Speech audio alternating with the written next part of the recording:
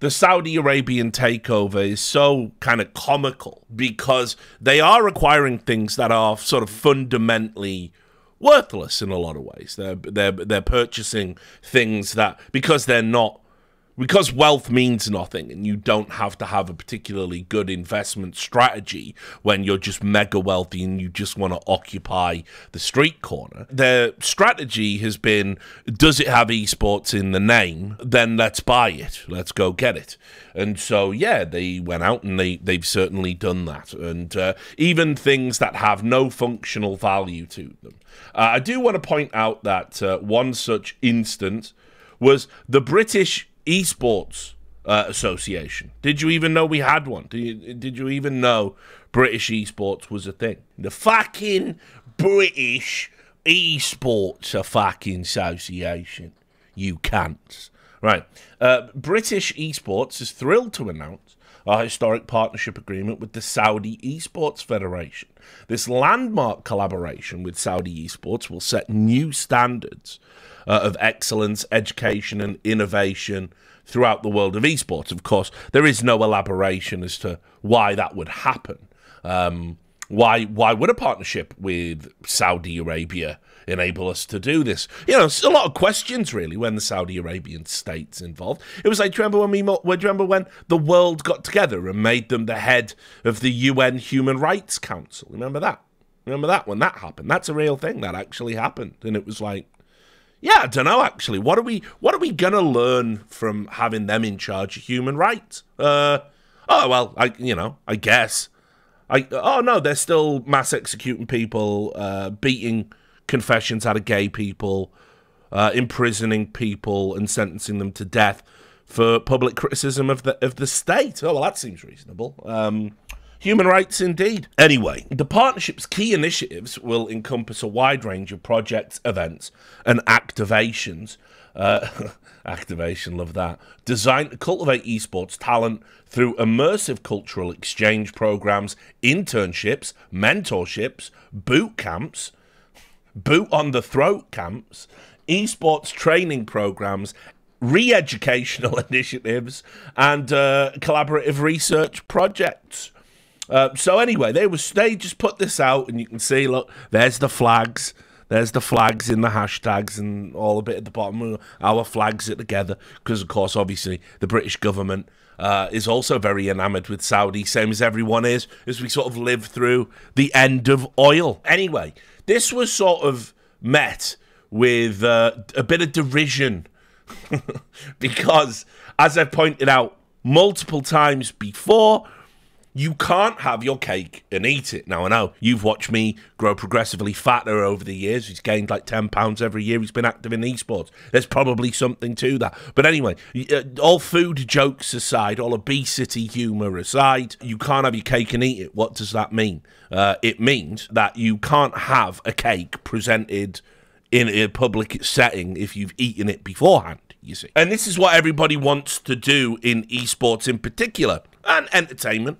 You know, everybody wants to double dip. You'll notice, you know, for example, you will have seen with the Israel-Hamas conflict that I've been covering on my Substack, you will now notice, of course, that actually virulent anti-Semitism is kind of okay, which surprises me, really, because I thought it was evil when you were falsely accusing Republicans of doing it. Now that it's coming out of Berkeley and Harvard, everyone seems to be, it's just an opinion, man.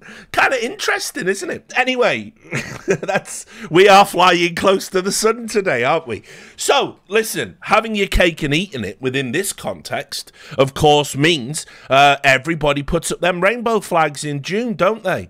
We all love a bit of Pride Month, even though it's sort of become this commercialized, saccharine and largely performative thing corporations do to get your money and to show how fucking right on and woke they are rather than anything that advances the cause of gay rights. How do I know that? Well, okay, because every time these corporations put up that rainbow flag, they also comply with local laws to remove LGBT content from things like video games, like Activision Blizzard has, and then more recently, just to keep it current, the one game that I think has been released on PlayStation, the Spider-Man game, they've done that as well. No, you won't see a rainbow flag in Turkey. But if you make a mod in the West to remove the flag, you're a bigot and you deserve to be banned and hounded to the end of the earth.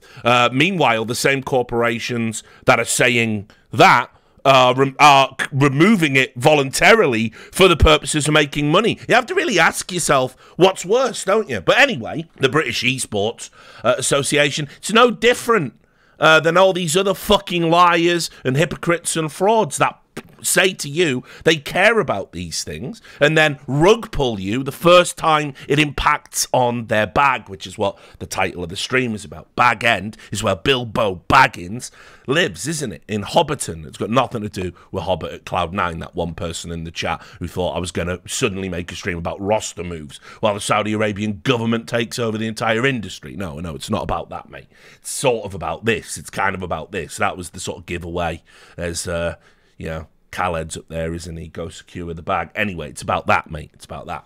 So, anyway, the British Esports Association are no different, you see. What they do is they went so ham in Pride Month, right? This is what they said. Because it wasn't just enough. This is the other thing that I sort of can't reconcile. It's like, okay, I don't know if you've noticed, right? Saudi Arabia are putting tons of money in. They're going to come a knocking. They're going to come a knocking eventually, no matter what you do. So maybe you might want to have a think about what you said now. Do it now, ahead of time. You might want to have a think about what your values are and what the Saudi Arabian government stands for. Because I don't know if you know this about the Saudi Arabian government, which is sort of a theocracy, a monarchic theocracy. They're not really down with the gays. I don't know if you heard about this. It's criminalized.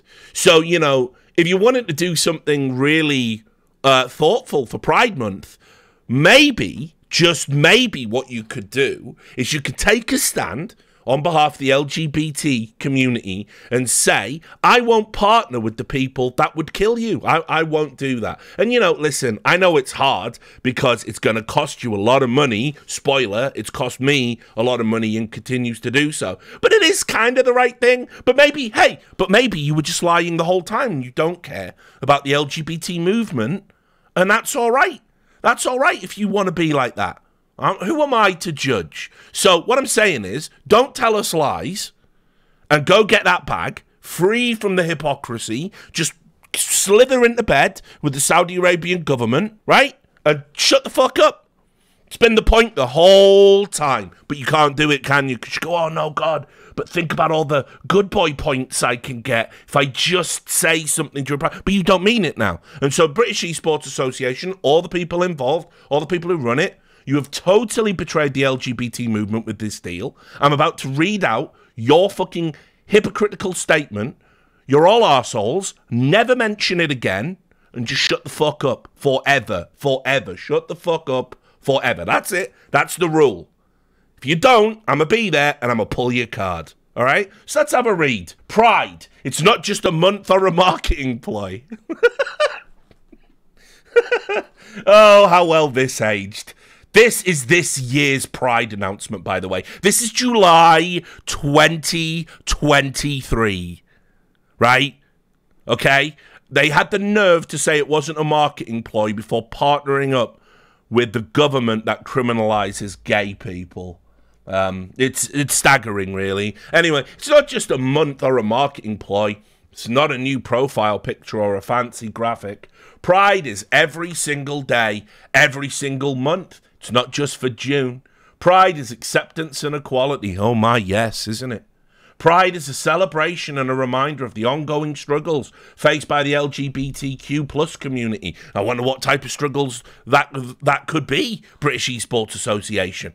Could it be, perhaps in some countries they have to live secret lives or they might be killed? Could it be that? Is that struggle? I don't know. What do I know? What would I know about it? True inclusivity goes far beyond surface-level representation. It's creating spaces where LGBTQ plus voices are valued, heard, and empowered every day of the year, not just during Pride Month. Quick question for you, British Esports Association. were there any gay or trans people on the board that had a say in your Saudi Arabian partnership? Let's just put this to the test. I'm going to have a guess. Right now, it is just a guess, but I'm going to have a guess that you actually don't have any gay or trans representation within your association, because I think they would find partnering with Saudi Arabia somewhat abhorrent. Most rational people do actually, but no, it's okay. You're priding so hard right now. You are the living embodiment of pride. Let's move beyond token gestures. Yes, let's move beyond tokenism. I would love to. Wouldn't that be fantastic? Real decisions, real values, real sacrifices for the cause. Let's move beyond token gestures and strive for genuine inclusivity. Let's amplify LGBTQ plus voices, uplift underrepresented perspectives, and create spaces where everyone feels seen, respected, and celebrated like they do every day in Riyadh. Let's recognize that the LGBTQ plus community is diverse, complex, and deserving of authentic representation. Let's create lasting change. Rainbow flag, trans flag. Please find some accounts with valuable resources for supporting the LGBTQ plus community below. And incredibly, against all odds, the Saudi Arabian government wasn't one of them. I'm gonna pride so hard. Don't you feel stupid, the person who wrote this? I don't know who you are. Do you not feel fucking foolish now? Okay, well, let's assess that fucking foolishness, shall we? Let's see if any of that has gone in. Naturally, and I do want to say this, and I mean it from the bottom of me heart, as Dust Moret might say, I saw this, and I immediately went, I've got some receipts there. Here we go. And before I could even post a tweet with that tweet embedded in it, somebody had already beat me to it.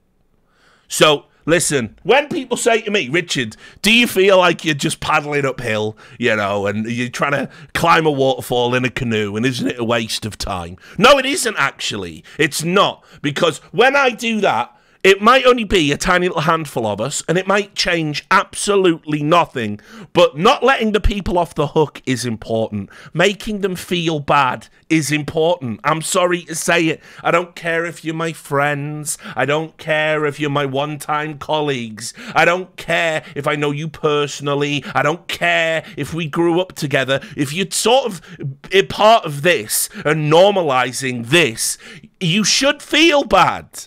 You should feel a little bit bad. I'm not saying don't do it. I'd rather you didn't, but it's not my choice. I can't pick your morals, values, and principles for you. But what I can say is, if you're going to double dip like this and be a hypocrite, you should feel bad about that. That's kind of how it works. That's how we self-police. So I'm just saying, that's why I do it.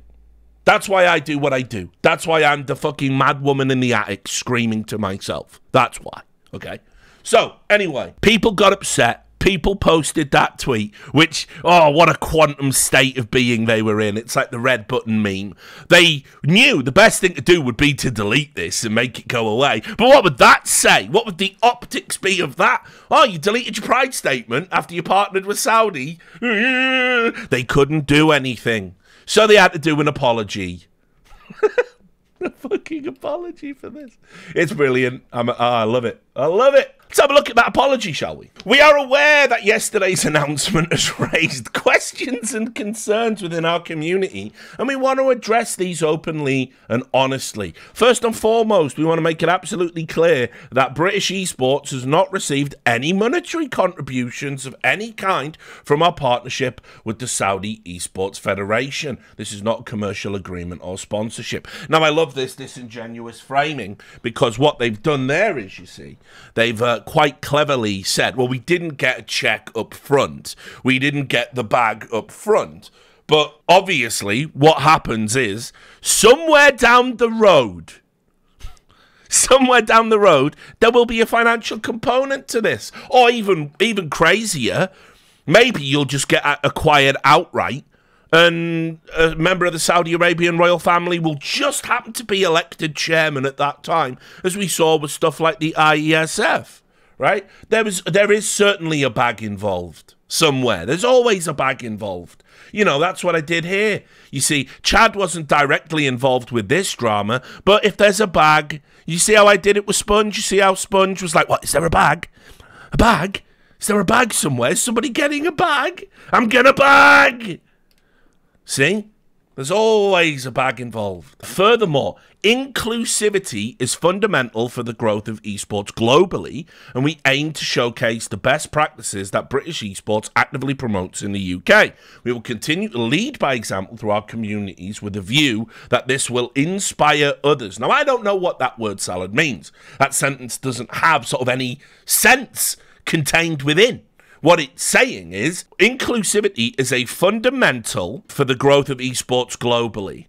Now, again, I demand to know how many LGBT voices did you consult prior to this decision? I demand to know. You absolutely have to say, right? You won't, you can't, because we know that actually inclusivity isn't a big part of your values. This wasn't an inclusive decision. You essentially did what was best for business and fuck all the other shit you said. And, you know, if that's how you have to roll, that's how you have to roll. Okay? But anyway, I warned you about this.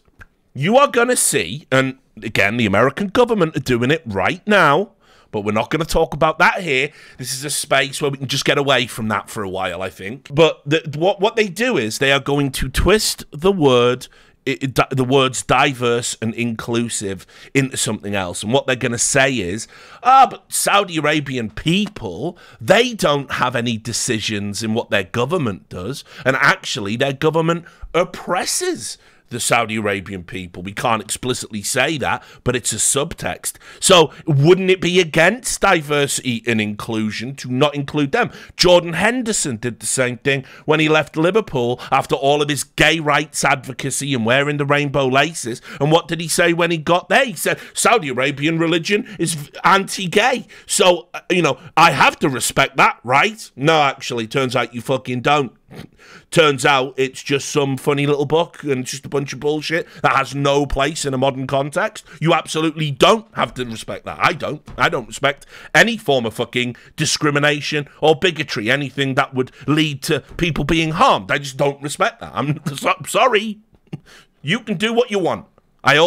You have the right, I guess, but it's not for me. So anyway, they're going to tell you that it's inclusive and diverse to basically let Saudi buy everything. So isn't the inclusivity the money we made along the way? Isn't that the real inclusivity?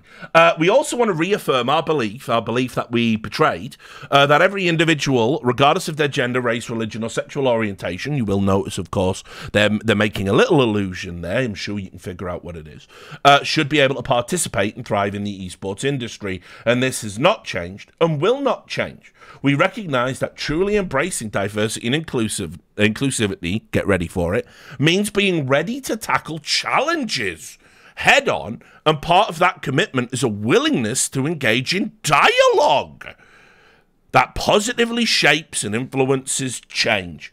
We want to represent all identities and backgrounds, and we can't do this alone. British esports being part of the discussion enables a line of communication for all parties to share their values, learn, and develop together. And there it is again, the old classic lie, the lie you've heard so many times before. Oh, if we have a seat at the table with them, it's our values that will rub off on them, not the other way around. Here's why that doesn't work. You're the cuckold in this equation. You're the man who has to watch his wife bring home an incredible athletic specimen and have sex with him in front of you while you go, by watching and not reacting, she will learn to love me. That's you, British Esports Association. That's what all you bitches are, right, when it comes to this Saudi relationship that you have, right? They're holding all the power, all the influence, all the money. You shut the fuck up and let them do what they want. That is the power dynamic. Here's fistfuls of cash. Shut the fuck up. We run this town now. Right? That's the dialogue. So don't tell me it's any different. It's never worked in the history of capitalism. It's not going to start working now. The power players are the people that hold the money. These conversations are an essential part of our journey towards progress. This feels like a regression, but, you know, whatever. And understanding. We recognize that there are many cultural differences around the world, and we firmly believe in the power of dialogue to overcome these challenges. For example, showcasing the work of our Women in Esports initiative and highlighting the tremendously diverse nature of our community as a shining example to other esports federations. We remain committed to transparency. You still haven't told us how many LGBT voices you consulted, how many charities you consulted, whether you talked to Amnesty International or Human Rights Watch, because it's not just about the LGBT movement in this instance. You've said nothing about that, so you haven't been transparent. You've been the opposite of transparent. And honestly, throughout this journey, your feedback as a community is invaluable to us, and we wholeheartedly encourage an open and constructive conversation. The British esports team. So I had to chuckle about that. Now, the good news is British esports does fuck all and means fuck all. So it's a very small part of the jigsaw. You don't have to worry. It's not a vector through which Saudi can rule the world. It's just something they're acquiring because the next phase of the Saudi Arabian takeover is the Olympics. They value the Olympics. Esports traditionally hasn't been in the Olympics. Saudi has a lot of input into the Olympics and the Olympic Committee for all the obvious reasons, and they're going to take a run at getting esports into the Olympics, and they're going to have a body that they totally control, and they're going to be able to say, and look, we've already got all the international federations in one place via the IESF and the British Esports Association and blah, blah, blah.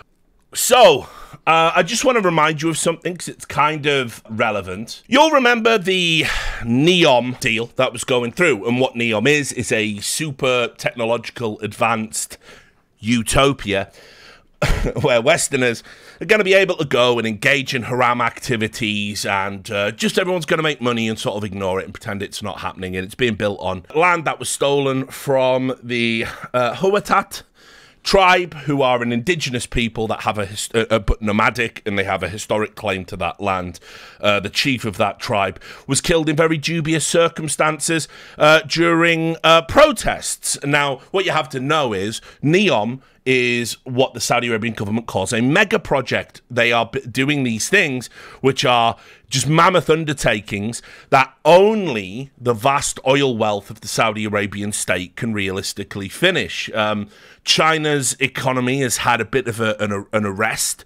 Obviously, we know the rest of the world is struggling right now. That's Bidenomics, baby. So Saudi Arabia are looking at this period between, 2023 and 2030, and they're looking at it as a means through which they can complete these mega projects and position themselves to having all this insane shit at a time when the rest of the world is sort of still reeling from post-pandemic shrinkage. So I want to just tell you there was another mega project that's kind of relevant to esports that you might not have heard of, and it's called Qiddiya, I want to say Qiddiya. Qiddiya kind of feels right. A Q is a K. So if I'm pronouncing that wrong, I apologize. My Arabic is rusty, and maybe it shouldn't be. Maybe I should be learning phrases like, please, can I see a lawyer? When will you release me? Maybe these phrases would be handy in my immediate future, but we'll see. So Qiddiya is a real estate mega project in Riyadh, and it's a partner for the esports and gaming festival Gamers 8, which sort of kind of doesn't exist, but does, which we're going to get to. But anyway, the Gamers 8 organizer, the Saudi Esports Federation, said Qiddiya would provide immersive and interactive experiences during the Gamers 8 festival, which is set to take place from July to August. So what it is, it's real estate, it's tourism, it's an entertainment project, it's everything. Nobody really knows what it is, what it's going to do, but basically it's just a way to make a ton of fucking money and bring in Western businesses to have things in Riyadh and Saudi Arabia for this new tourism boom that they're expecting to have. Now, this is where we get to the layer cake of all the conflict of interest. First of all, the Saudi Arabian government, through the Public Investment Fund, the PIF, they come in, they buy all the major esports properties. What a lot of people haven't considered is people have been saying, oh, okay, well, you know, they own the Savvy Games Group, they own ESL, DreamHack, Faceit, ESEA, they own that VN in China, you know, and they own Vindex. But what does that really mean? Well, you know, also now what it means is, let's say I want to run an esports tournament and I want to hire a freelance company to do it. If I'm in North America, I would hire Esports Engine. Esports Engine was part of the Vindex group. By proxy now, Saudi Arabia controls all of the freelance work that you would do, all of the white label work. I've told people what that term means before, but basically it's where, you know, hey, we want to run an esports tournament, but we don't have the know-how, so we hire you to do it for us, but it's our name on the tournament. That's white labeling. You can't even come into the space now without putting money into Saudi Arabian pockets. You have to work with the Saudis if you want to hire a competent freelancer. ESL obviously ran Gamers 8. They ran the tournaments there. They had their Dota tournament there, the Riyadh Masters. The Riyadh Masters now eclipsing the international. ESL repurposing all of Dream League, so it's just essentially a qualifier for the Riyadh Masters. And as I've told you many times, the plan is by 2025 to have all the major finals of all of the major games in the ESL portfolio in Riyadh at some point. They want to get 5 or 6 major events, major esports events in Riyadh, run by ESL. So what's the next layer cake? Well, one of the things they've done, and we've seen this in football with Man City, you know, for example, you also want to guarantee money comes in, but you can't do that in an unreliable economy. So what you do is you become the sponsor. So they are sponsored by themselves now.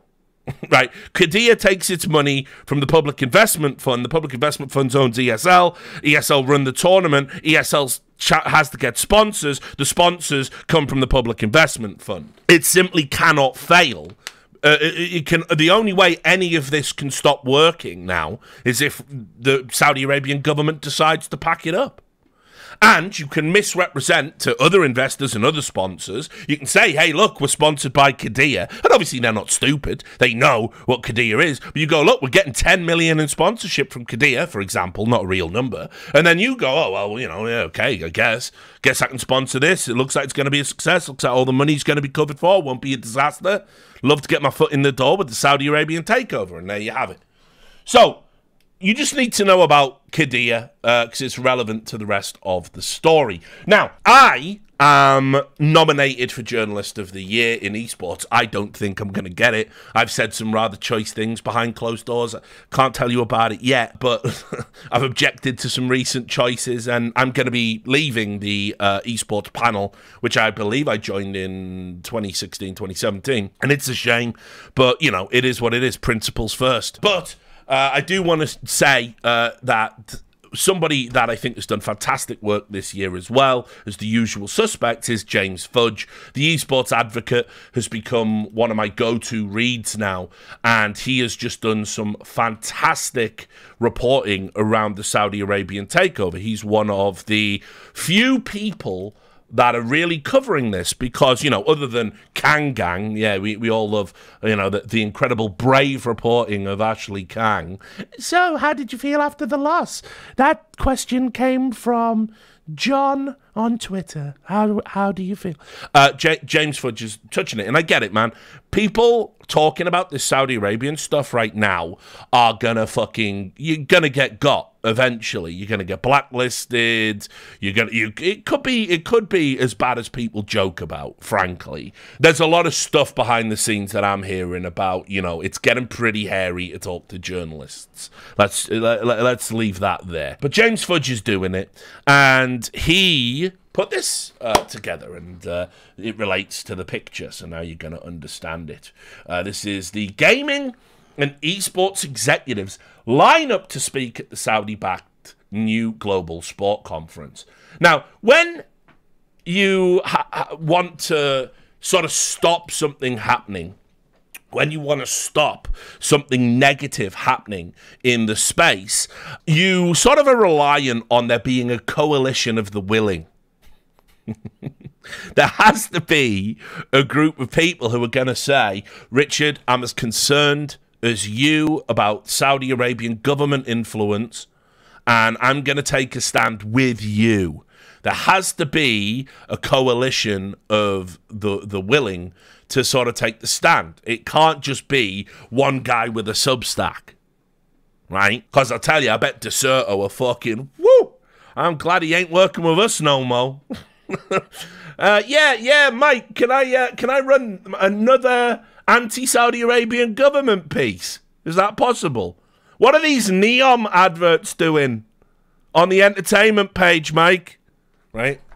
So, I bet he's glad we're not having those conversations.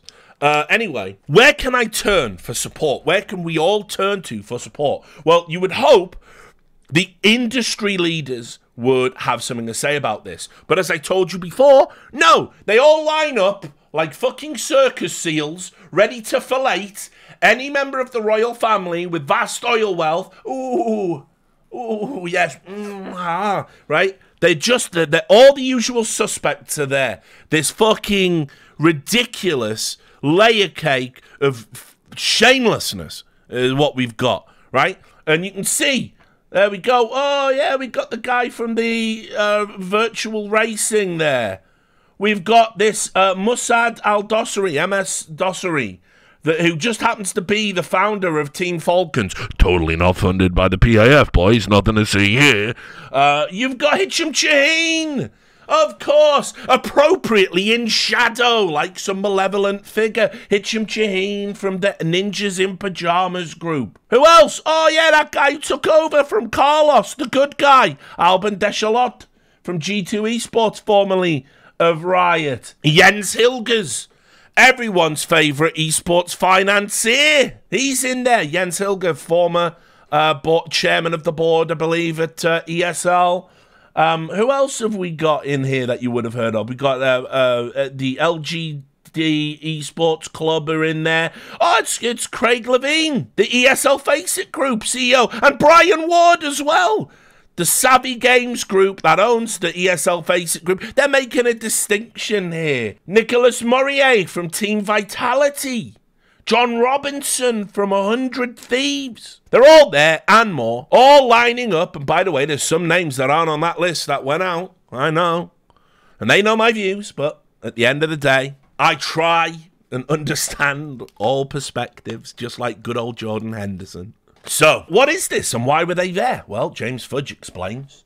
What do they all have in common? Later this month, top executives from these companies will be speaking at a major event facilitated by Saudi Arabia's Ministry of Sport and the Saudi Esports Federation in Riyadh, Saudi Arabia, called the New Global Sport Conference. In addition to a who's who lineup of executives from esports and gaming from around the world, the organisers, the Saudi Arabia Ministry of Sport and the Saudi Esports Federation, promise one big announcement coming at the end of this event. The esports advocate has heard some rumours of what that one big announcement will be, but can't definitely confirm what we have heard yet. It is a developing story. Taking place at the Ritz-Carlton in Riyadh, the invite-only event will convene the key stakeholders in the gaming and sports industries. Remember, these are the people that matter now in esports, not you, not the fans, not the players. This is what esports has become, a shadowy cabal of fucking bag getters who don't even care about the space anymore. And when I tell you that, like, it is fucking sad to see how far someone like Torble, for example, has fucking fallen.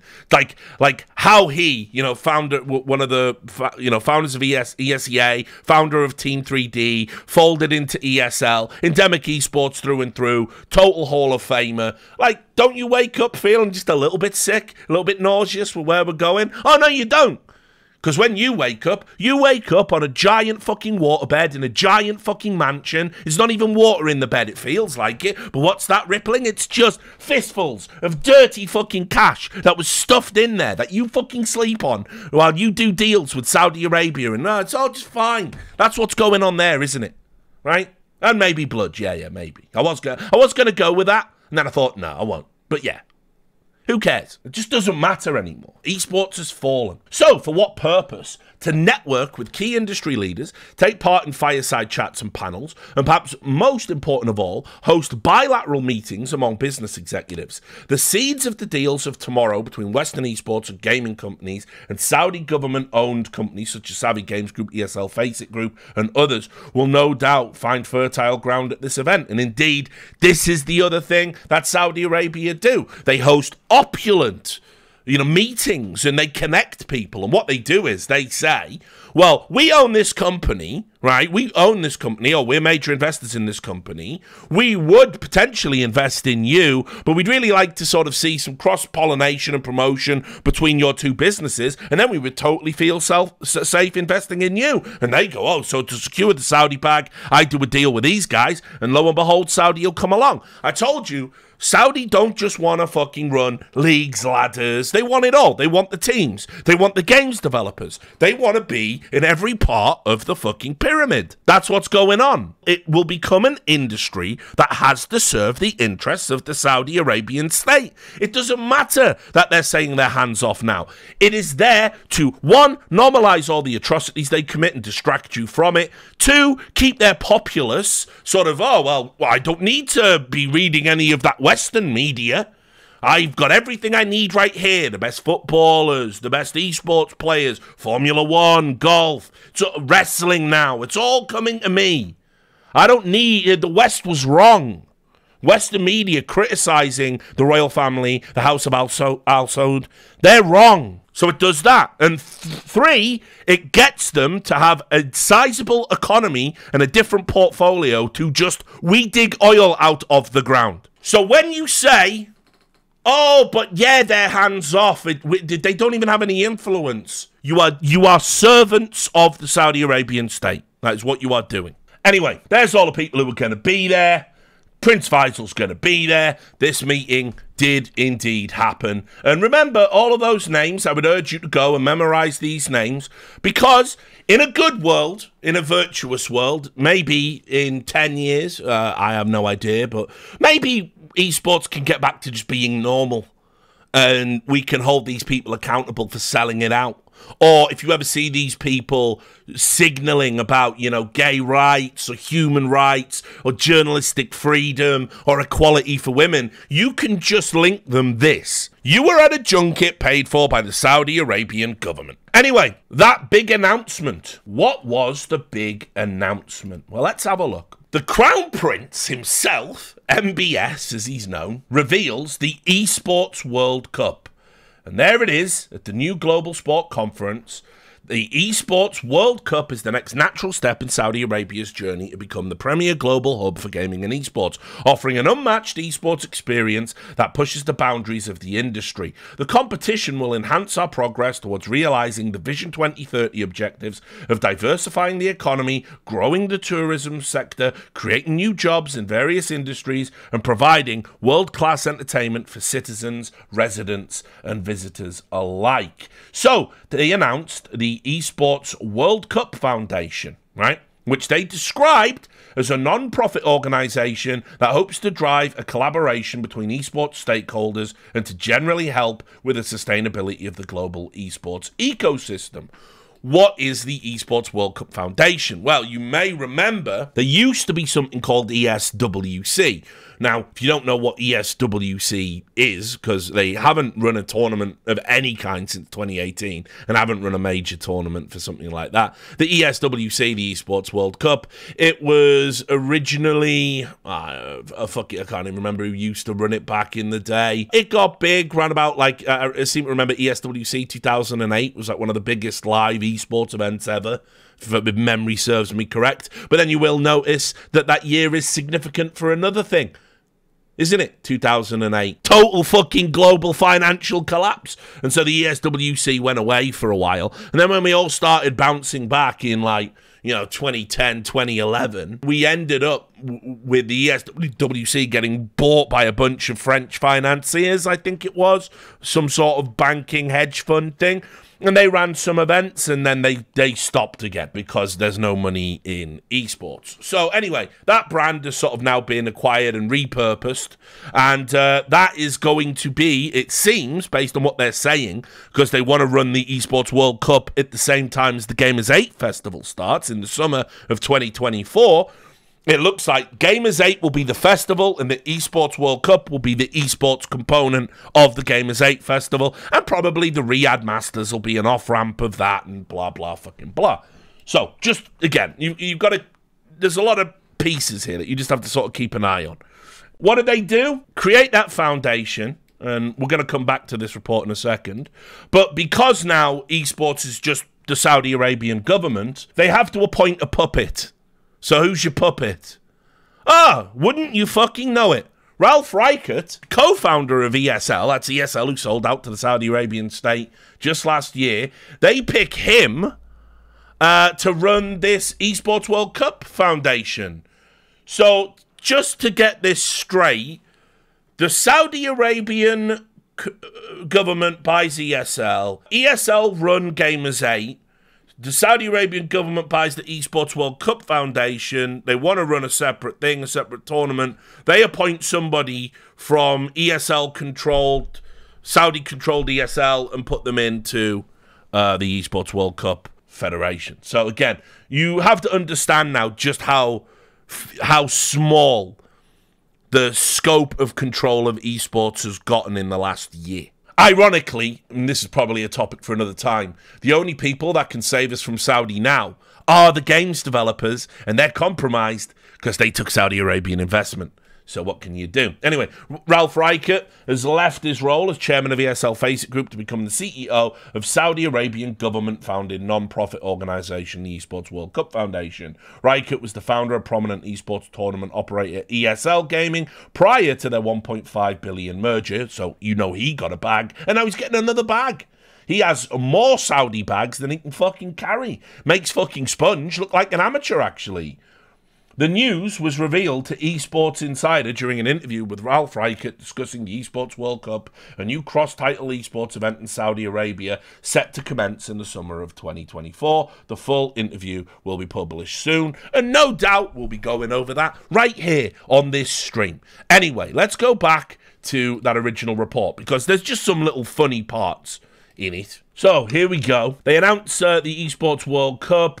In addition to the announcement, an additional source, independent of other sources used for this article, said that team leaders in attendance have committed to participating in this annual competition. But at least one executive from an organisation said this is not accurate and that they have not made any commitments to the Esports World Cup in 2024. Guild Esports did not respond to a request for comment on Monday, but did publicly acknowledge its participation in the Esports World Cup. So that's the next part to it. As I said, Saudi Arabia want it all. They want it all. So they have to get the teams. And so they can influence the teams to play in their tournaments through invites and wealth and whining and dining executives and promises of investment and connections and all this other stuff. But if you don't participate, if you say, we're not going to go to events in Saudi Arabia, one of two things will happen. If you are isolated and the only team to do it, you will die and wither on the vine. Famously, that's what Victor Goosens from Team Liquid said in that video he made, didn't he? When he apologised for sending his team to Gamers 8 and promoting it, while also simultaneously having just done Pride Month, much like the British Esports Association. His excuse, fundamentally, was if we don't go to these tournaments, players won't come to Liquid, we will cease to be competitive, and we will cease to exist on a long enough timescale. Now that, for me, is ultimately a small price to pay for your values, but that's me talking, and I guess I'm just not normal. So you'll either be left isolated and you will just, go out of existence, or you will be bought, you will be acquired. They'll just take over you. Remember, a lot of these orgs, they're not one-man shows anymore. They've already opened the door to acquisition when they took all that VC money. Now they have boards, and boards get votes. And so you might be like, well, I built this from the ground up and I vote no. And there's 9 other dudes going, yeah, but I want the bag, so fuck you. And you have to watch your baby get sold. It's happened multiple times. Many such cases. Sad. Then, they've been doing all these panels. Esports host and interviewer James Banks is moderating the panel, How Esports Clubs Can Find Their Path in a Constantly Changing Landscape. Panelists include G2 Esports CEO, 100 Thieves President and COO John Robinson, Guild Esports CEO Jasmine Ski, Team Falcons founder and CEO Musad Al-Dossari, Team Vitality CEO and co-founder Nicholas Mora, and NIP Group founder and co-CEO Hitcham Chaheen. What a wonderful fucking meeting of minds that's going to be. I can't even imagine what a fantastic panel. First question from moderator James Banks. Why are players such fucking lazy cunts? Smash their heads in, smash their heads in. The idea that fucking James Banks is going to moderate a panel. Like, listen, I'm so done with this industry. I'll go out swinging. I don't give a fuck. Like, that is ridiculous. That's like one of the most comedic things I've ever seen. Like, moderate a panel, steer discussion. Come on. But I'll also just add here, all of those people aren't fit to fucking talk about the fucking thing they're talking about. How do you find their path? Well, let me know when you have, guys, because so far, here was your solutions, right? Let's just go back in time. What were your solutions? Skins are popular. Shall we pair up with a bunch of shady skins and case opening sites and ethically compromise all of our players and get adjacent to fucking match fixing? You did that. You did that in 2015. Right? Then what comes after that? Well, we've raised a generation of emotional cripples and gambling addicts. I guess we could all partner up with unlicensed gambling sites. And then you did that. And then the Russian oligarchs came in the form of ES Force, and you went, maybe we could just all be controlled by one sugar daddy and hope Richard Lewis doesn't know what conflict of interest is. Spoiler, Richard Lewis not only knew what conflict of interest was, the only person in the industry it seems, but I also knew where to look to prove you had conflict of interests, which wasn't hard because you wouldn't shut the fuck up about how you got the Russian bag. Fast forward to today, ooh, that aged badly, hasn't it? Who was the one dude saying maybe we shouldn't be paired up with people in the fucking Panama Papers? Oh yeah, it was me again. And everyone said, shut up, Richard, let Richard enjoy things, and you pinched my lips. Then after that, you sold out to the venture capital groups who heard esports was the next big thing. Where did they hear it from? The liars that couldn't make esports the next big thing, despite selling out for years. Lying about numbers, lying to sponsors, lying to fans, lying to players. Then you lied to the VC groups and they were going, holy shit, look at the demographic. Yeah, they don't pay any money though. Shut up. They're falling for it. Well, we're going to be conservative here. Can we put $30 million in just as a start, just as a test? And you milk them dry until they all fucked off, with the final nail in that coffin being the Overwatch League that you all publicly lied about as being the next big thing when it was a fucking Ponzi scheme, you fucking morons. Then you sold out to China, didn't you? And you were going, There's one country on the planet right now enslaving an ethnic group and making them pick fucking cotton. I reckon if we do business with them, we can swing it. That's what you fucking did. And then, after selling out to China and there being nowhere left to fucking run, you got propped up in the pandemic because so you could all rip off that fucking loan, the government loan that you fucking did.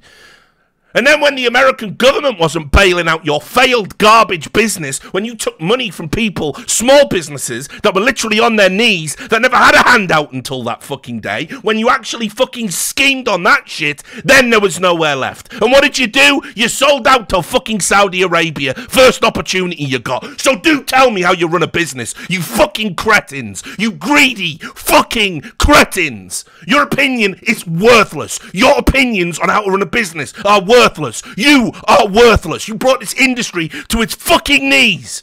You pissed all over 20 years of hard fucking work so you could drive around in a Porsche. So I don't want to fucking hear about how you run this business. And the fact that anyone would ask you, it's a fucking disgrace. You should be fucking angry about this. But what do you get? You get James Banks asking him, hi, I'm taking the Saudi bag. How do you run a business? Oh, well, we taking the Saudi bag as well.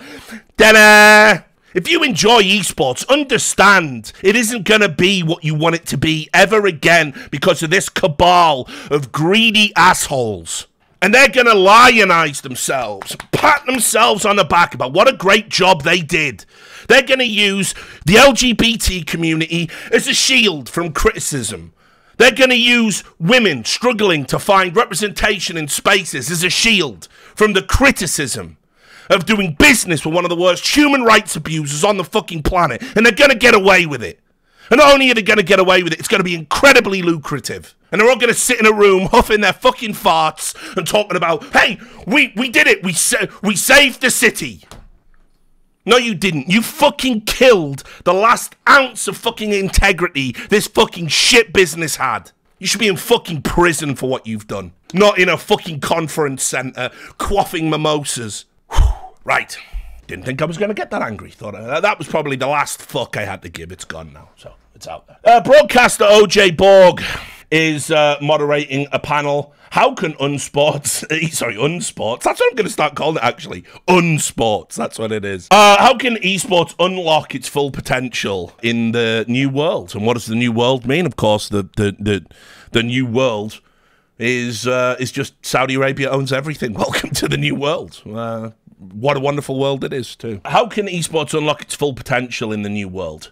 Panelists include SVP Prince Chen, LGD Esports Club CEO Pan Ji, YouTube Director and Global Head of Gaming Publisher Kendra Johnson, ESL Faceit Group Co-CEO Craig Levine, Crafton India CEO Sean...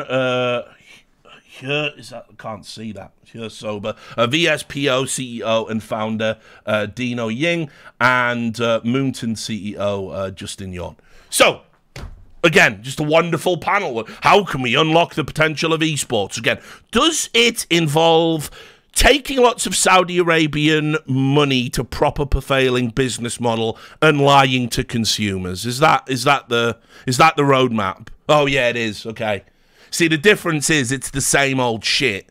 It's just this time there's a path to sustainability because you've got a sugar daddy that ain't going to pull out after a year. And yeah, isn't it sad that OJ Borg's out there? But, you know, listen, I told you, this is a fucking very isolated place to be. This is a very isolated stance to take. I've got fucking friends that have been my friends for almost as long as I've been in this industry that don't even talk to me anymore. Don't even want to be seen in public with me because of shit like this.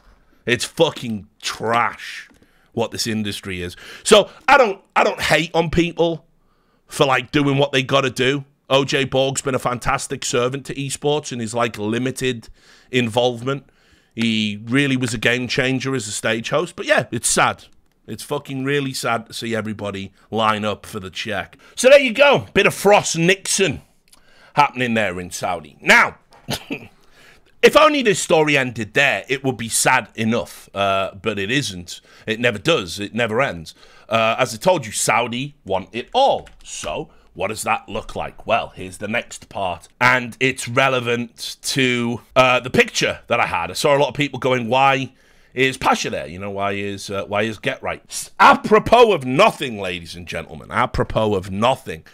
But a bunch of CSGO influencers started tweeting about how great this conference was and how great that the Esports World Cup was coming. Pimp.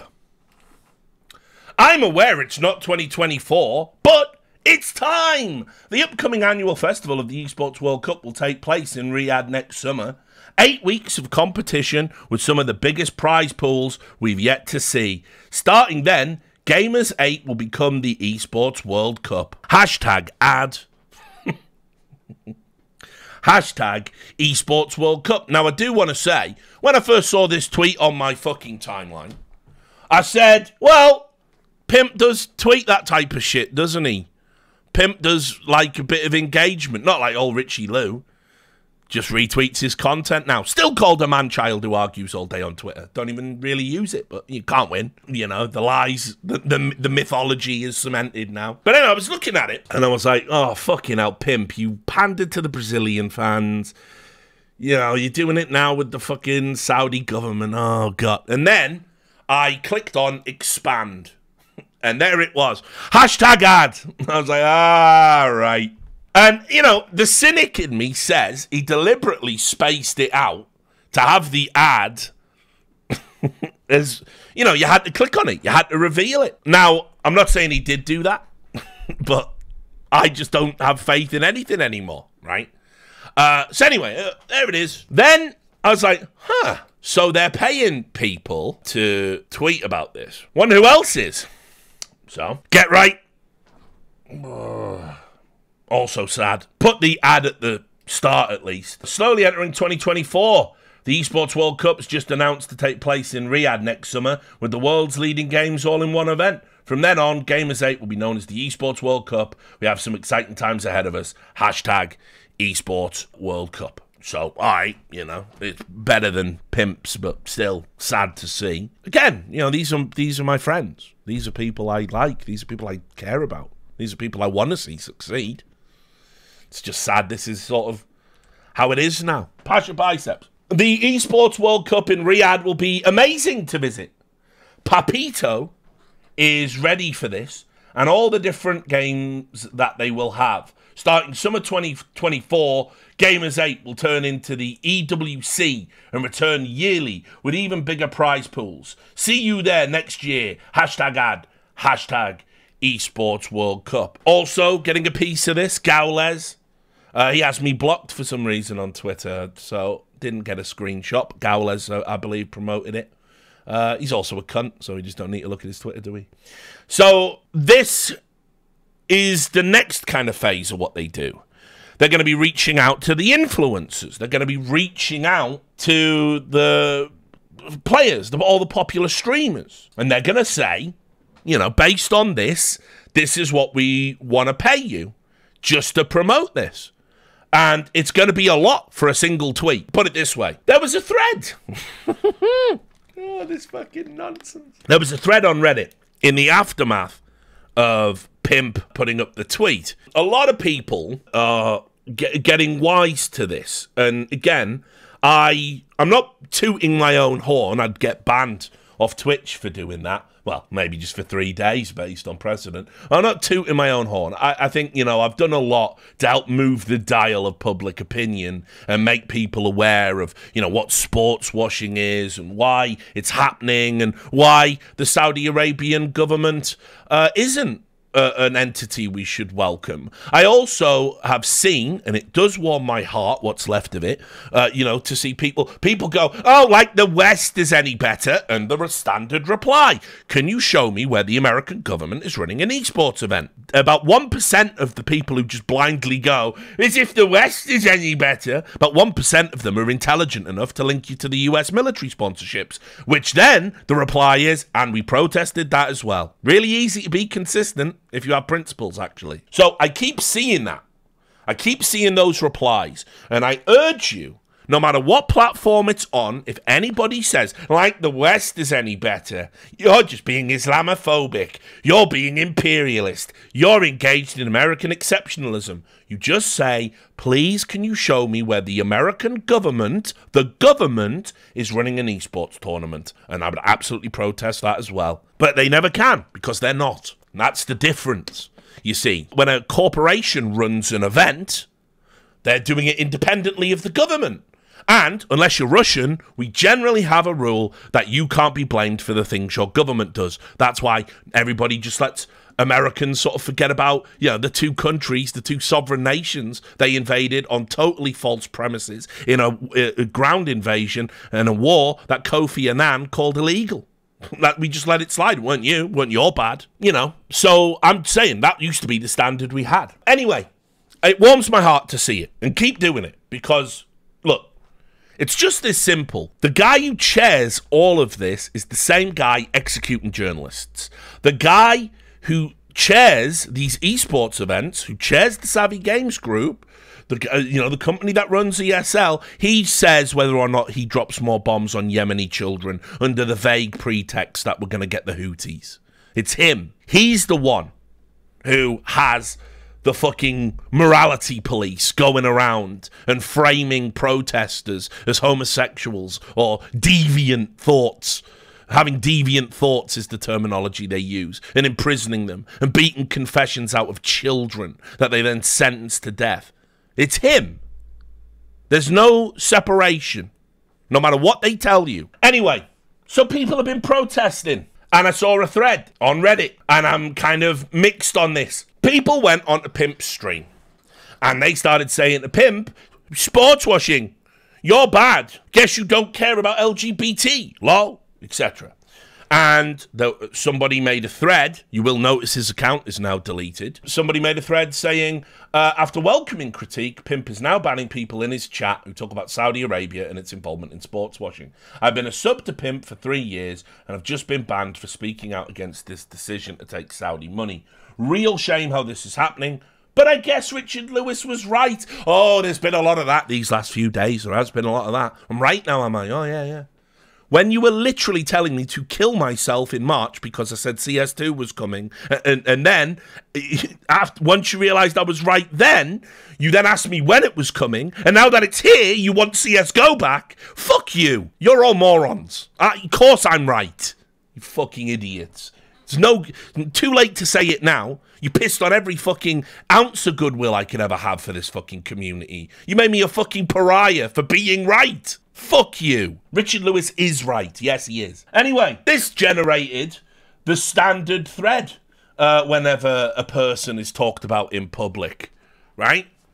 And that is, instead of debating the issue, everybody lined up to say what a cunt Pimp was and tell all their little anecdotes that they hold on to. One time I was watching his stream and he raged at his teammates, and I knew then he was bad. Listen, I think Pimp might be a good guy, but I hate the way he constantly talks about his weight loss to try and inspire other people to do it, right? Lost all respect. So it was that thread. Now, I will say, this is good content. Pimp, Sponge, Frankie, FaZe, the list goes on. They all went from, an organiser shouldn't control 90% of the calendar, fuck exclusivity and invite-only league will kill CSGO, Saudis are killing our gay friends, and conflict of interest is a disgrace, to, I have to grab the money because I'll starve otherwise, Saudi weren't that bad, ESL can fuck everything, fuck everyone because they pay me well, and exclusivity will improve the scene. They did do that, didn't they? They did all do that. Anyway, here it is. It happened in football. It'll happen here as well. I don't give a fuck about Pimp, but keep in mind that Frankie Ward is the only person who used to present back in 2021 that basically kicked herself out of a job in CSGO because she didn't want to work with ESL on Blast. Spoiler, I could have been on the ESL Pro League. I've told this many times. After we did PGL Stockholm, we basically were like, look, you know, it's good we're all vibing together. It was good to see you back as a host. You want to get involved? It's right up your street. We're going to be doing a Take TV style, you know, relaxed environment. You know, I guess for you guys, it's more Beyond the Summit style, you know, kind of event. You'll thrive in it. Do you want to be involved? I was like, all right, you know, it is kind of cool hanging out with all my homies again. And then we all got wind that the Saudi thing was coming down the pipe. So, you know. Anyway, somebody says here, Richard Lewis is the OG of saying no to the blood money. Got to include him in that assessment. I know he's hated in the scene, but people do not give Richard Lewis Doran any credit for sticking to their guns. They have said no to most of the publicly corrupt groups, knowing that it wouldn't work out in the end, and have been ahead of the game most of the time. Then somebody says Doran 100% sold out to crypto, because again, we're doing the moral equivalency. All the people you are letting sell out to Saudi sold out to crypto. They were foisting NFTs on you. You've never blamed a player for promoting them. You've never blamed an org for promoting it. Only Duncan. Duncan's the only person who isn't allowed to work with a crypto site. But everyone else in the scene can. Interesting. Anyway, then we have, didn't he work with Breitbart? So again, the thing I'm going to be asking a lot of, not proud that I spent 6-7 months at Breitbart, but I would love to know when Breitbart executed a journalist. I do want to know when Breitbart imprisoned someone for being homosexual. I do want to know when Breitbart went to the American border and fired RPGs at immigrants, like the Saudi Arabian state did. I'd love to know. And if anybody can come up with that example for me, I welcome it, because then I indeed would be a massive hypocrite to be upset about this. But no, they're a right-wing website who say liberals bad. So, you know, I guess I'm the real Satan in all of this. And then the other stupid thing you'll see a lot of. All of this is BS. Every single human being has blood on their hands. Like, the device you and me are using comes from countries where workers get treated like dogs, and their living situation is the same as a dog's. Bet you everyone here will have a nice warm house because of the Saudis this coming winter. Let's stop the virtue signaling.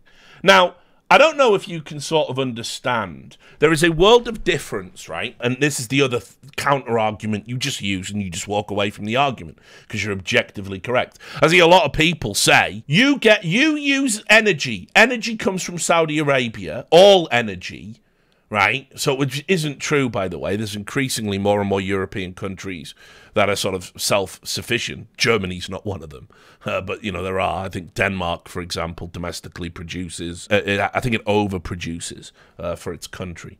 But I could be wrong about that. But anyway, so it's not all coming from Saudi. Not all energy comes from Saudi. But I'll also just say, let's assume it does. Let's assume there's no way to sort of disseminate where the energy comes from. Is having a warm house in winter essential? You know, or are you expected to die of hypothermia? Your choice. So, having a warm house, kind of essential. Taking money for a service from the Saudi Arabian government is not a necessity. You're not going to die if you don't get the bag. Sponge, again, he feels that way, but it's not a real feeling. So, you just say that and you just walk away from the argument because it's stupid. Fuel, heat, these are essential to life itself. Being vastly wealthy for selling out your principles, not. Anyway, back to this point. This thread sort of turned out to be a bit of a lie, which in the classic Reddit fashion, it was updated and everybody got in an outrage about it. And it was a lie. Pimp hadn't done any of those things. In fact, Pimp did say the opposite. So, Pimp said, I went through all mod actions from today's stream, and as I suspected, the guy making this post lied. No one with a sub was banned today. No one with a long sub was even timed out either, apart from one guy, 10 months subish. Which Twitch account has been banned by Twitch? Makes you wonder. A total of 4 accounts were banned during the span of almost 3 hours. So well done, Cum Guzzler Bacon, dude. That was the name of the Reddit account. It's not a nickname Pimp came up with. You got exactly what you wanted. My DMs are filled with rather unpleasant messages, but what's even worse, and for me totally unacceptable, is those of you dorks who reached out to family members of mine, not guys I want to be part of the same community as. Now, I will show you this. When I saw this happening, right, even though I disagree with Pimp taking Saudi Arabian money, I thought the attack on his character was really unfair without any evidence or additional context. And look, I'ma just say this. I don't think he did anything bad. I think Pimp can ban whoever the fuck he wants, and you can object to him taking the money, and you can go and say it's bad, but if he doesn't want to read that, it's his channel, his space, he controls it.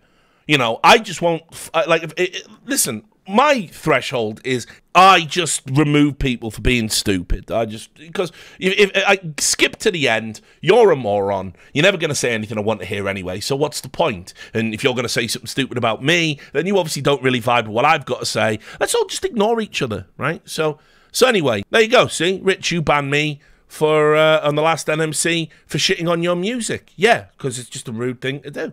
And it's not your stream, and it's not your choice. You know, like, I don't know, if you were like, if I came to your house, you know, and fucking you're listening to a band I don't like, I don't fucking go, what the fuck is this? Are you fucking ill? Are you a moron? What are you listening to this shit for? That would be rude. That would be poor etiquette.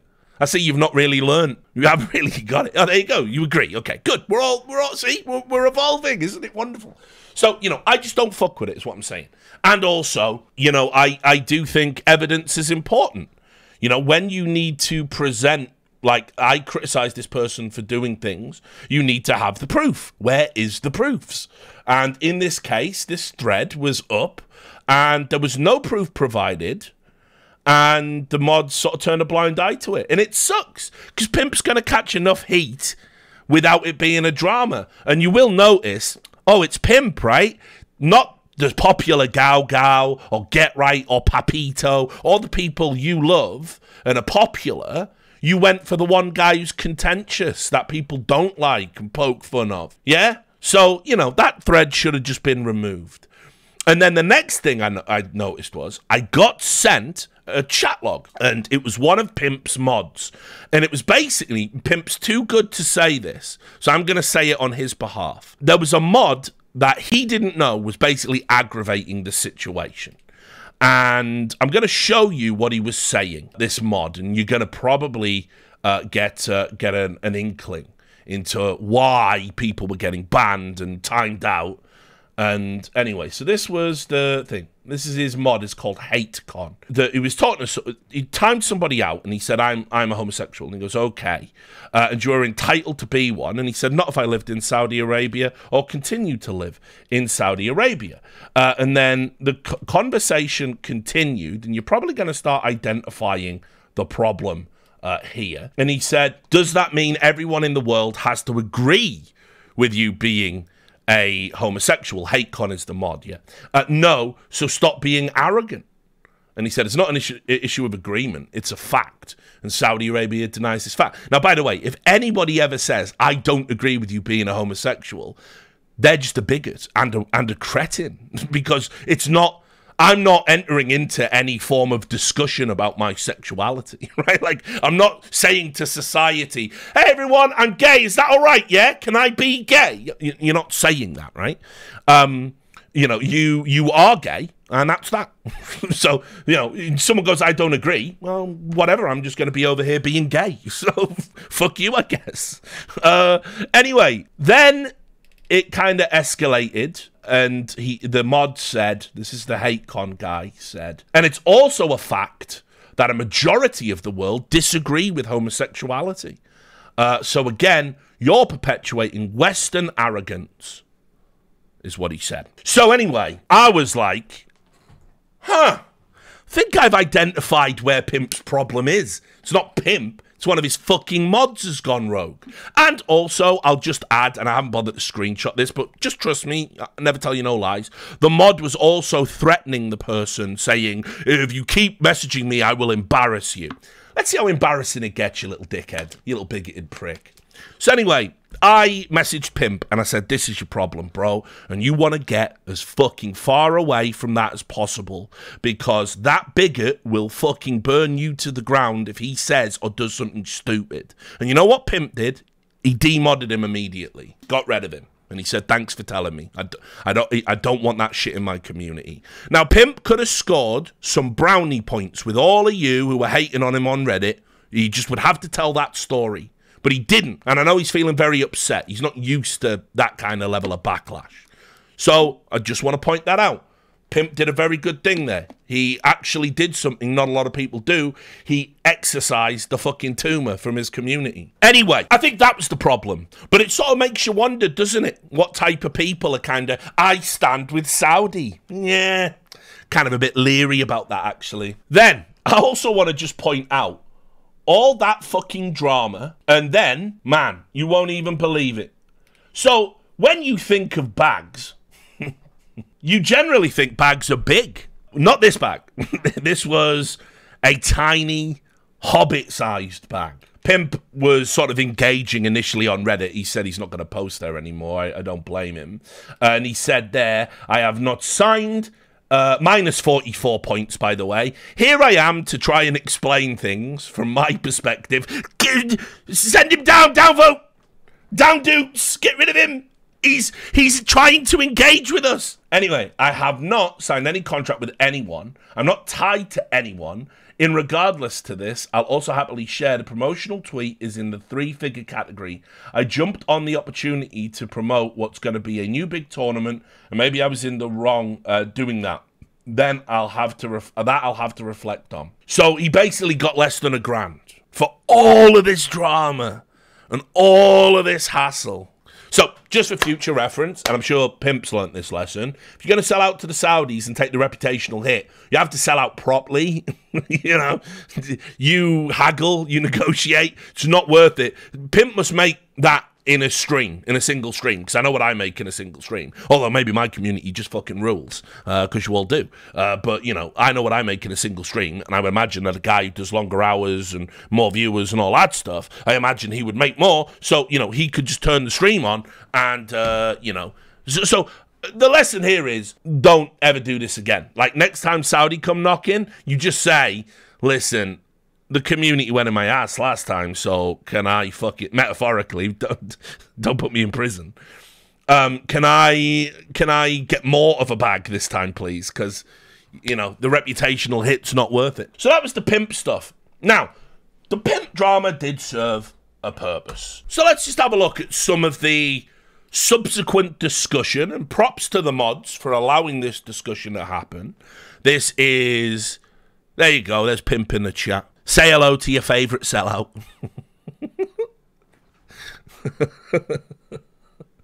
What a mad day.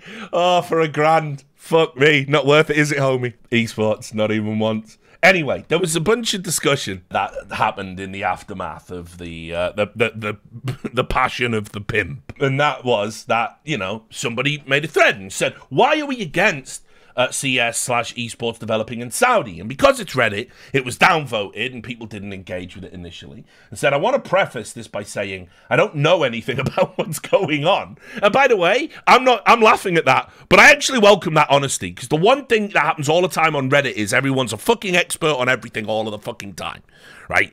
And so anyway, I want to preface this by saying I don't know anything about what's going on and why we're so against the Saudis entering CS, beside the term blood money being used whenever I see a post regarding Middle Eastern esports development. What's so different about that region and NA? Genuinely curious, because it's not like NA and EU are any better than what Saudi is being accused of. America has done a billion shady things, but I never see these being pointed out whenever it comes to these Middle Eastern esports conversations. And look, here's what they did. They said, it's the Saudi government. It's not a random Saudi entity. Here's the assassination of Jamal Khashoggi. And he said, that is fucking horrible and fucked up, ripped to the poor guy. This is the op. Thanks for the info. Reddit being used for the purposes it was intended, to disseminate information and educate people. I don't even know what this is. What's happening? Reddit works? What, it's not just a hideous echo chamber of fucking nonsense? Oh, wow. People bring up the US Air Force. People treat the tournament organisers and not the government. Educate yourself on what Saudi Arabia does to human beings. There's the Amnesty International press release from 2018 about their, you know, all the human rights violations going on in Saudi. Someone's linked to a Richard Lewis video. Richard Lewis, any other Richard Lewis video on this topic is good. Yeah, sort of do have a greatest hits when it comes to Saudi Arabia. Slave labour, all of this stuff. So that's one dude. That's one dude that didn't know about what was going on and didn't know what stance to have. That's been educated and now will probably have the same stance in line with a lot of us, that the Saudi Arabian government taking over esports is a fundamentally bad thing, particularly if you're one of the marginalized groups that they routinely oppress in their own country, right? So there you go, right? Excellent. That is good. That's a good thing. That's not bad. That's good. That's what you should all be doing. Then I saw this. Didn't get as good a reaction. It was also heavily downvoted. But, you know, I thought this was interesting. With CS esports fully operated by Saudis and CS2 in a garbage state, I think it's time to call it quits, right? And so, nothing else to say, really. The title speaks for itself. And you can see, yeah, lol, fuck off. Who cares? You'll be back. I don't care. Bye. But, right, and so, you know, it was that time of day when that's just a response that you get. But what I think's interesting is, yeah, in the classic, it's not an airport, no need to announce your departure, lol, lol, lots of that. So, I think this is interesting, and there's a broader point here. CS2's launch, as we've established, has been flawed, right? Mostly because they just wouldn't call it a fucking beta. So it's been flawed, and a lot of people are in a bit of a weird state. It's definitely attracted new players. It's definitely attracted Valorant Child's Game players, but it's also driven a lot of hardcore people who are entering their 30s, maybe late 20s, 30s, been in the game for a while. It kind of feels like a good exit point. Grow up and do real life. Don't do what I did and waste the last few good years you have before you just sat in an old people's home. Am I president? Anyway, I even did the lip thing, so massively insensitive. Anyway, the bottom line is a lot of people are thinking about exiting. And they are thinking about exiting because it makes sense and the game's not good enough to hold your attention. But for a lot of people, the Saudi thing might be a dial mover, actually. And it makes you wonder, because what do you do? Where do you go now in esports if you object to the Saudi Arabian government's treatment of human beings? Well, it's a very good question. Where is there to go? And there isn't anywhere. There's nowhere left. China? Good luck with that one. That's out of the frying pan into the fire. So there really isn't anywhere you can go. And so I came up with this theory, and I sort of referenced it earlier. And I thought, how long before this is a problem for Valve? Now, Valve, as far as I'm aware, I haven't been able to find any Faustian pacts whatsoever they have engaged in when it comes to Saudi Arabia. I couldn't find any shares, not a public company, couldn't find any investments, couldn't find any, compromising of values to sell their game there. Valve have done this with China, of course. If you go and look at Steam China, I think there's 49 games on it. Meanwhile, I can't open my fucking Steam without some fucking weeaboo hentai game. It's just there. And it's not even in my recommends. It's just there. Sex Academy. Try not to come. What? Fucking... Dude, I'm trying to play Barrow Trauma. What the fuck is this? We are going to do a Sex with Stalin playthrough. I've promised that for about 2 years. Anyway, so I wonder, there is a way to save CS2 from the Saudi clutches, and that is for Valve just to say, listen, we're not going to give you a license. When I wrote my article, thank you, Valve, but fuck you too. Because there's no bridges left. I am literally on an island right now. I did make this point where I said, Valve can stop this at any time. You just say, sorry, ESL, you don't have a license for our game. We don't want the game to be used by human rights abusers. Sorry. It's our intellectual property. Sorry. They can do that tomorrow. And there is no consequence to them. What are Saudi going to do? Right, well, we're not buying your games anymore. Yeah, you're a tiny little market. You don't invest in my company. So, you just don't get my game. Now, if you can imagine the entirety of the ESL ecosystem, the entirety of the CS2 ecosystem, having to pivot to another game, it can't happen. It would simply pancake and collapse. And you know what? I'm here for it. I'm here for it. If CS2 only existed as a casual game and the esports side of it completely created tomorrow, I'd feel very good about that. I would feel very good. I welcome that. So there is a world where if enough people were publicly saying, I am not playing CS2 because of Valve's stance on supporting Saudi Arabian human rights atrocities by virtue of allowing the Savvy Games Group to have the license to their intellectual property, I'm out. I'm gone. Maybe Valve make a decision. Maybe it gets Valve thinking. I don't think it would. I think it's over. The party's over. I've been saying that since 2020. But, it's a thought. And I thought it was interesting to see a thread articulate that. Anyway, food for thought. The fat man isn't shouting anymore. Then, boycott the World Cup. This was another thread. People were talking about boycotting the World Cup. And they said after reading many comments that point out rightfully what's wrong with most of the first Esports World Cup, I was thinking of boycotting the cup and encouraging others to do so as well. I didn't watch Gamers 8 either, and was hoping this would be a small annual tournament. But as we all know, Saudi Arabia wants to stay in esports. Now I am simply curious if people will be willing to boycott the World Cup or not. And somebody said, the whole scene, even the game itself, is boycottable. We could have boycotted it when Valve was putting underage kids gambling. Teams got sponsored by shady gambling sites. Teams have no morals when it comes to hiring cheaters and abusers. Streamers and content creators get sponsored by shady gambling. We can boycott all of it if we want. Then the tournament doesn't have any kind of prestige. The fact they call it the World Cup doesn't change that. I won't watch it. I won't boycott. You should make a straw poll or something. Might be easier for others to comment. We can start by uninstalling Face It. Which, you know, listen, again, there's a lot of Redditors giving themselves a pat on the back for raging at Pimp, but playing Face It in the afternoons. It's got to start with you. You cancel your Face It subscription. That's what you should be doing. Start there. But, you know, boycotting might move the dial. Low viewership. You know, I would urge, if you're a streamer, and I know some of you watch this, if you're a streamer and you feel as strongly as I do about the Saudi Arabian government takeover of esports, why don't you organise a no-watch party and publicly put up a stream where, I don't know, maybe you could broadcast an Amnesty International documentary about Saudi Arabian human rights atrocities.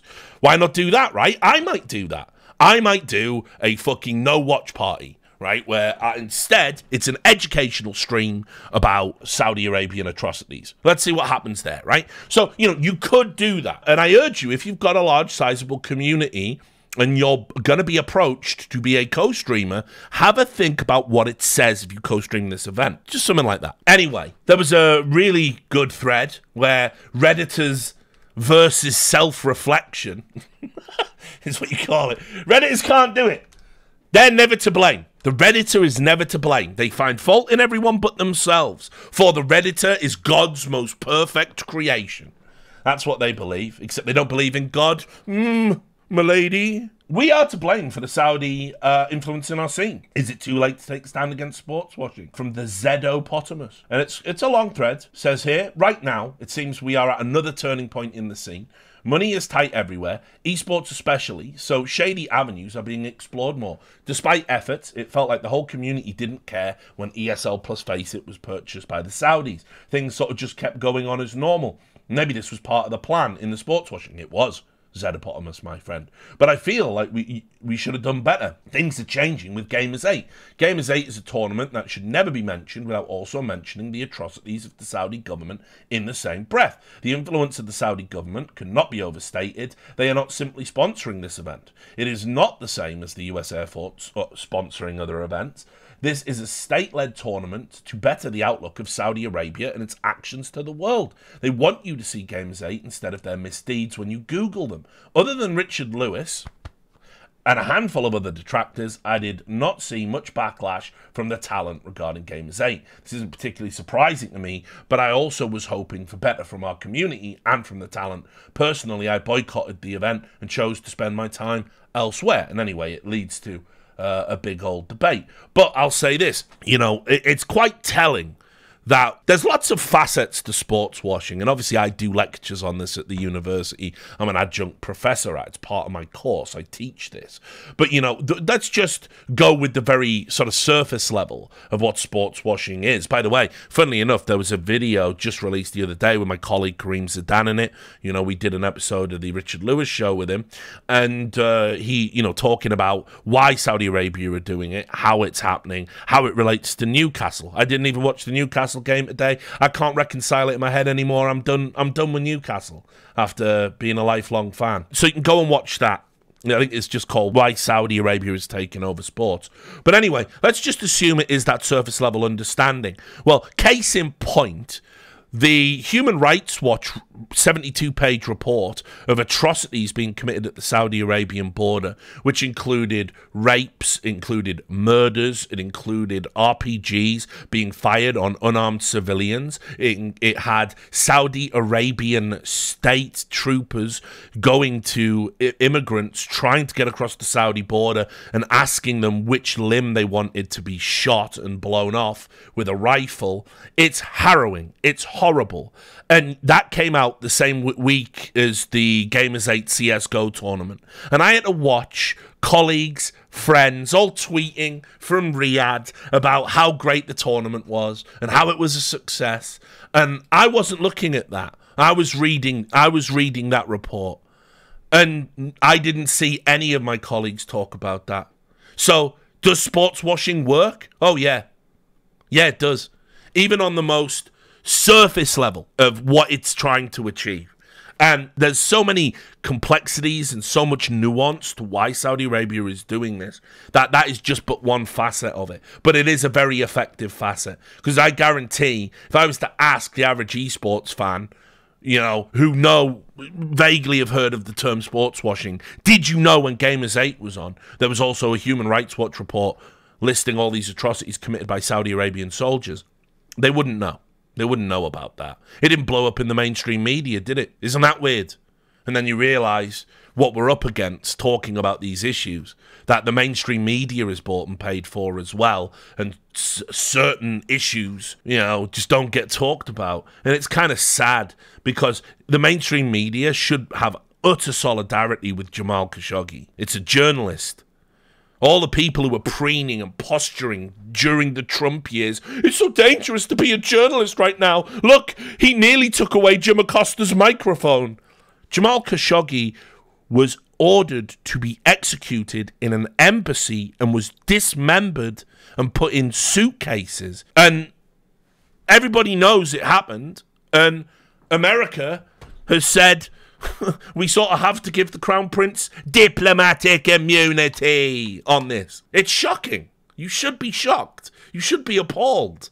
This is what that dude is the chairman of the Savvy Games Group. Anyway, and you can see there is some good discussion in this thread, but there's a lot of it's our fault. Where's my blood money? Well, look, listen. We all know, and that is the general sentiment in the thread.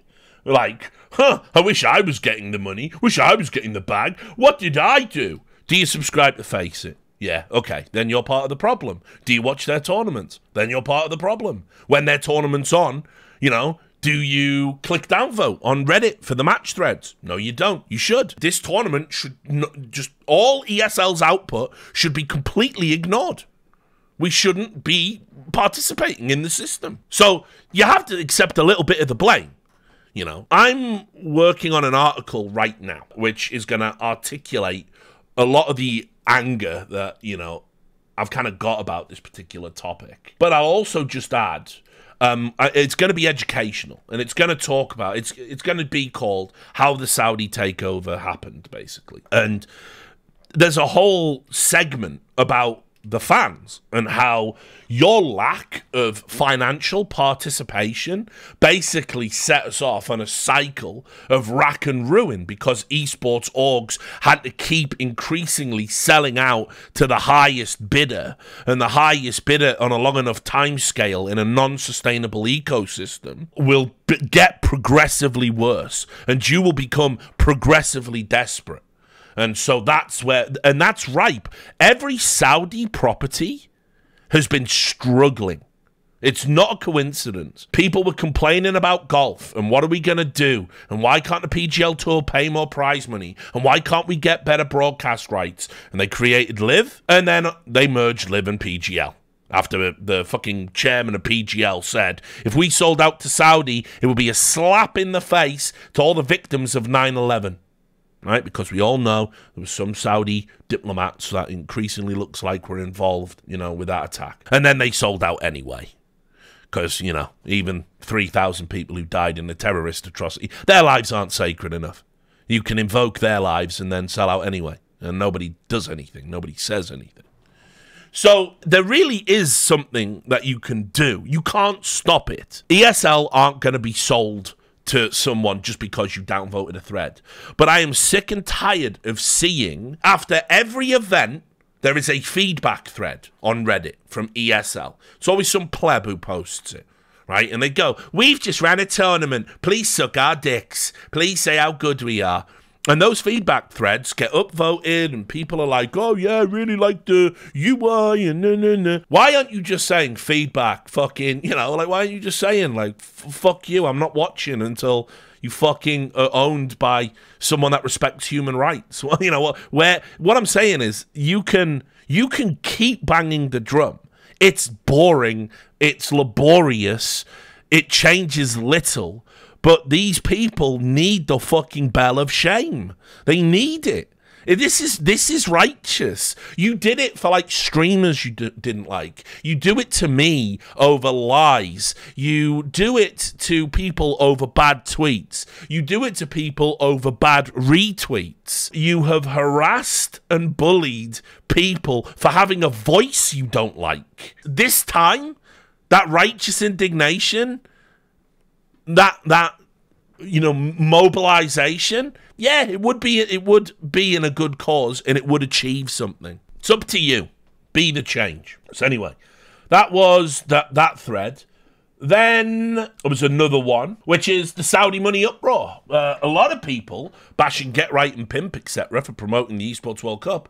What about Face It? Face It is also owned by the Saudi PIF, if I'm not wrong. Why hasn't everyone boycotted Face It yet? Right? And top comment, it's not all good debate. Top comment, I'm only pissed because Saudi events are boring as fuck, shit crowds, everyone on a political leash. Couldn't care less if it was a $1 trillion prize pool. IEM Sydney was barely 200k, and it was one of the best events all year. And then somebody says, but IEM is ESL, they're Saudi owned. And he said, yeah, but I'm talking about tournaments held in Saudi Arabia.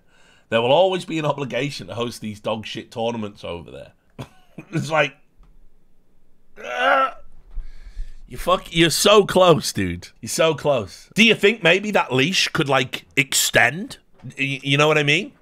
Do you think maybe the leash could get pulled in the future at another event somewhere else? I think the penny will drop, by the way, when fucking Carmack is interviewing Prince Faisal in the middle of IEM Cologne, and the word cathedral of Counter-Strike is bizarrely missing from any of the literature, even though they themed the entire event around it. I think the penny's going to drop. I think the penny's going to drop for a lot of people then, when something like that happens. Anyway, hope E-League comes back. They're not coming back. Somebody here says it's funny that the community that puts zero money into the industry and demands everything for free complain about the same industry having to resort to crypto gambling and oil money to survive. Yes. Yes, it is funny. Very funny. Very funny that we all were brought here by this. So anyway, you know, I'll say I think we are winning hearts and minds.